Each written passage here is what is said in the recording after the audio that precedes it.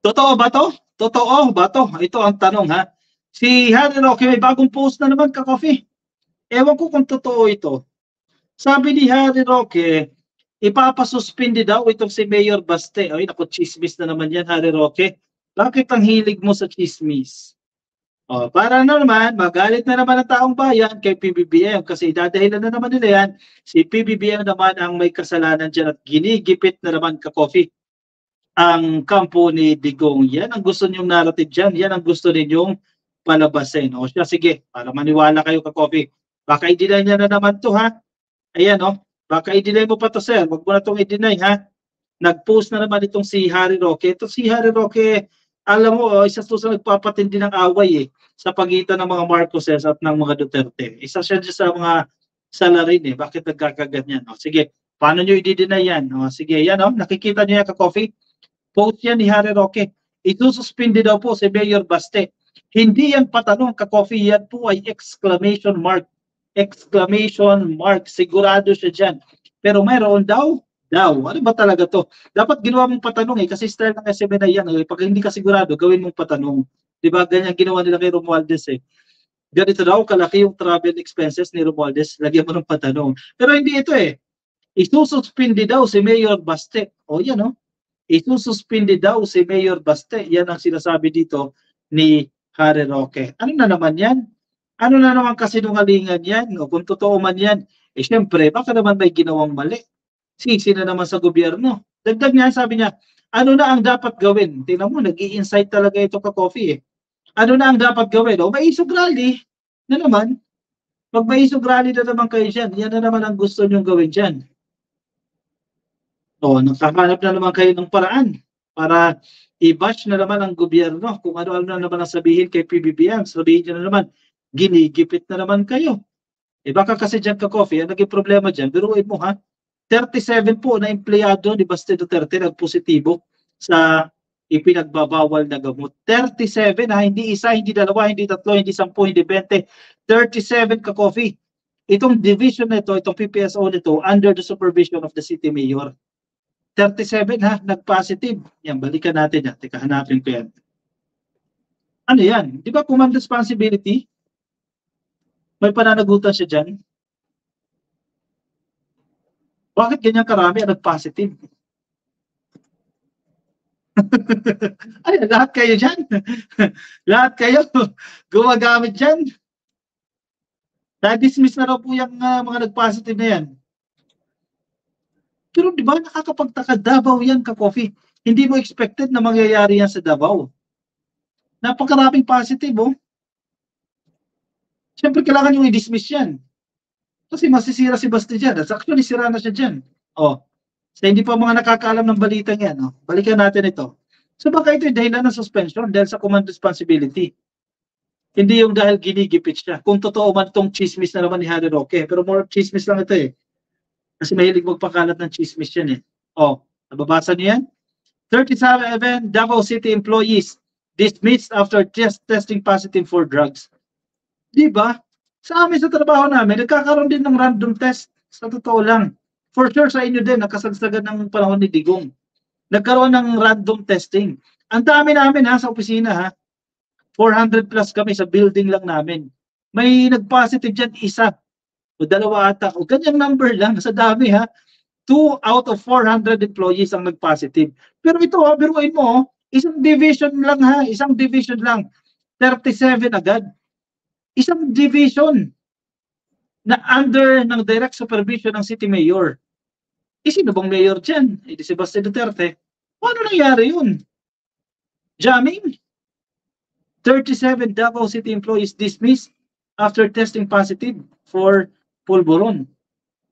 Davao City Mayor Sebastian Duterte said employees of the Davao City Public Safety and Security Office who recently tested positive for illegal drugs were ordered dismissed.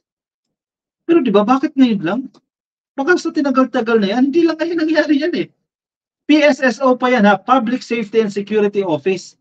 Siya dapat yung mangangalaga sa mga citizen ng Davao. Paano aalagaan kung bangod din pala yung mga tao na yan The City Anti-Drug Abuse Council reported that 37 employees of the city's PSSO tested positive for illegal drug used during the random drug test conducted on May 3 and 13. Itong May lang yan, ka-coffee, oh. Itong May lang yan, napakarami. 37, mga DDS, labas kayo dyan. Paano niyo papaliwanag yan? Anong nangyari? Tapos nagagalit kayo na tinanggal o pinalitan ng leadership ng PNP yung mga pulis dyan. Bakit? Ano, jamming? Kasabwat? Duterte said the decision comes while the investigation is ongoing to validate the drug test results. Tanggal sila, sabi ni Duterte. I do not know kung unsa pag yun amo ang desisyon anak karon, pero syempre investigate gyud na muna. So dili lang man sa CSU. Daghan man tang ubang departments nga nagahimo ta og random drug test, sabi ni Duterte. In English, they were dismissed. I don't know what our other decisions will be, but of course we will investigate it. So it's not just the CSU. We also have many other departments that conduct random drug test. O baka mas marami pa yan. Kung sabay-sabay, drug test talaga lahat yan. Bulagain talaga. Di ba? Pasok ang mga taga-DOH o kung saan man yan. Walang kawala ha, walang lalabas. Pero random na to ha, ka-coffee random na. Pero syempre may nakabalita na dyan. O magkakaroon ng drug test. O huwag na kayong pumasok. Posible yan. Mas marami pa dyan. Baka hindi lang 37 yung nag-positive dyan. He also told government employees not to engage in illegal drug use as it can affect their work and service to the people. Malamang, ang masaklap dyan, baka itong mga tao na ito, nananawagan pa na bumaba si PBBM dahil bangag. Sinasabi ninyong bangag. O, kayo pala yan eh. Ano na yan? Anyari?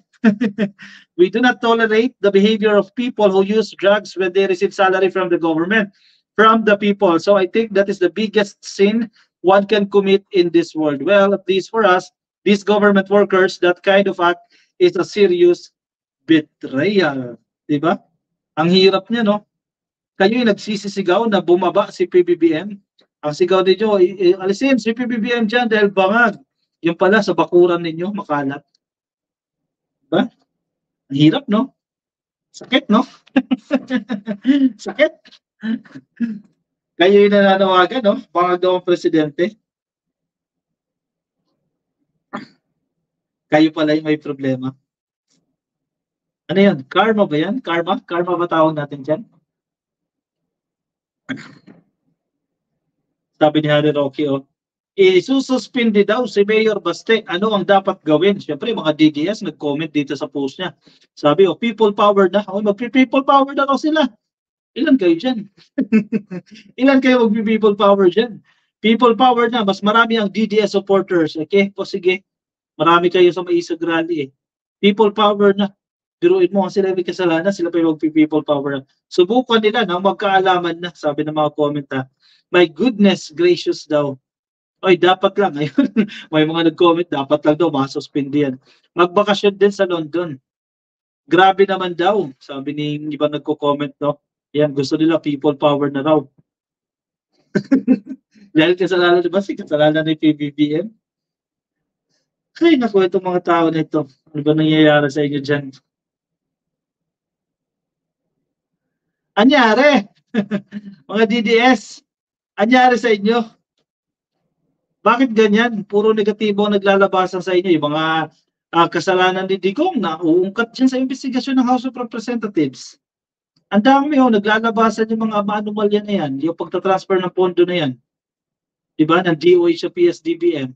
Anong nangyari dyan? Kawawa naman yan ang mga Pilipino. Ibig sabihin, nabudot pala tayo dyan.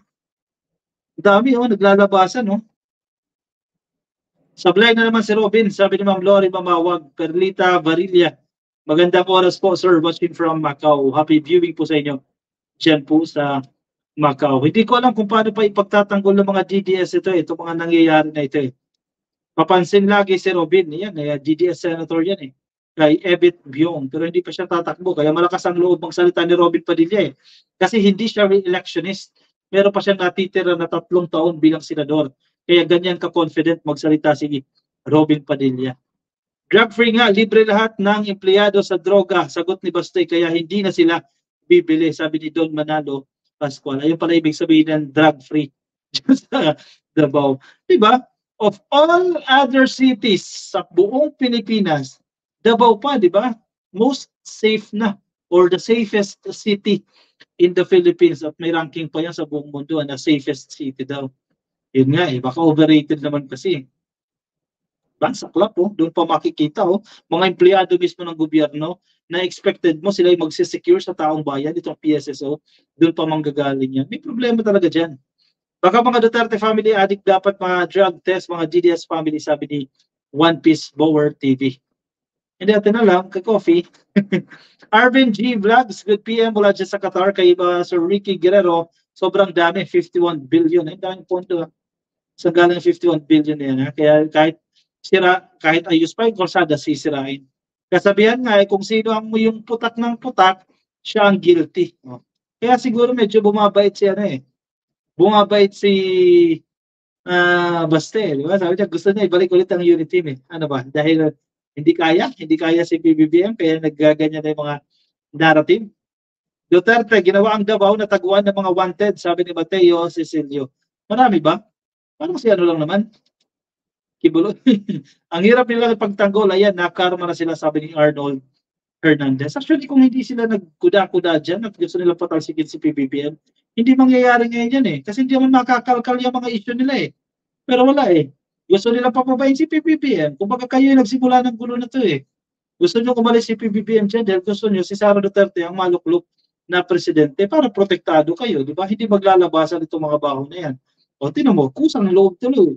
Kusang naglalabasan itong mga anomalya na to. Hindi si PBBM, sasabihin niyo si PBBM may kasalanan, si Kongreso. Sabi niyo nga, di ba, dapat independent ng Congress sa executive. Di ba? Mark Saison, good evening po, brother. Konbanwa. Ka-coffee, shoutout po sa lahat mula kay Juan Avet at sa Japanese character. Lahat ng kampo ni Digong tanggalin sa gobyerno. Medyo marami-rami yan. Marami pa rin mga naiwan dyan ng kampo ni Digong. Hanggang andyan sa Davao si Pablo Escobar at El Chapo, nako buhay ang droga dyan sa Davao. Naloko na ka-coffee. Anong sa inyo dyan? Sige, comment your opinion, reaction dyan sa ating comment box para mabasa ng iba nating mga ka-coffee. Erod, good morning ka-coffee. Watching from Milpitas dyan po sa California. Hello po sa inyo. Nakikinig din po sa atin. Yung mga nasa Facebook din na nakikinig sa atin, sige, kumusta kayo dyan? Comment na kayo dyan sa ating comment box para nababasa rin po ng iba nating mga ka-coffee. Please follow and like. Kung nasa Facebook po kayo, di pa kayo naka-follow or like sa ating Facebook page, please like and follow lang po. Kung nasa YouTube, please click lang po yung subscribe. Nandiyan dyan po sa baba at i-like lang po ka-coffee itong video natin para updated kayo once na may bago tayong upload. Sige, kuha na lang kape. Move on tayo sa ating next topic.